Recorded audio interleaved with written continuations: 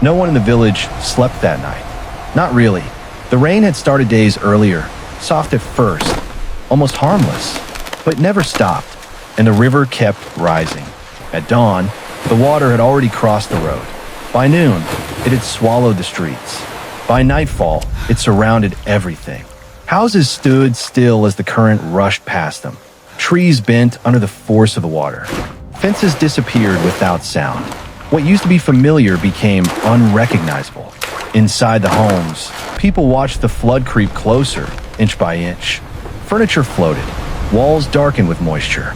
The smell of wet earth filled every room. No one needed to explain what was happening. Everyone could see it. On higher ground, villagers gathered in silence. Some held bags with what little they had managed to save. Others held nothing at all. An old man sat down carefully, his shoes soaked, his hands resting on his knees. He stared at the river the way someone looks at an answer they don't want to hear. A woman clutched her bag tighter, not because of what was inside, but because letting go felt impossible. A child stood close to the edge, staring at the moving water below. It felt endless, like it would never stop. Then someone pointed. In the distance, barely standing, was what remained of the bridge. It wasn't supposed to look like that. It wasn't supposed to still be there. Part of it had collapsed.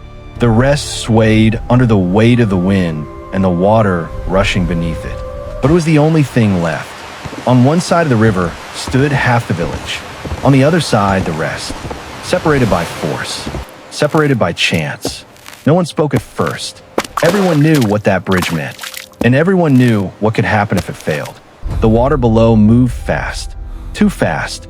Debris slammed into the broken pillars. Planks struck each other like warnings. Still, people watched. Because sometimes, when there is only one option left, you don't look away. A man stepped forward slowly. He tested the first plank with his foot.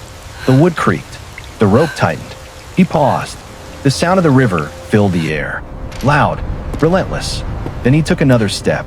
Hands gripped the rope, fingers slipping slightly from the rain. It's all right. Below him, the water pulled at everything it touched.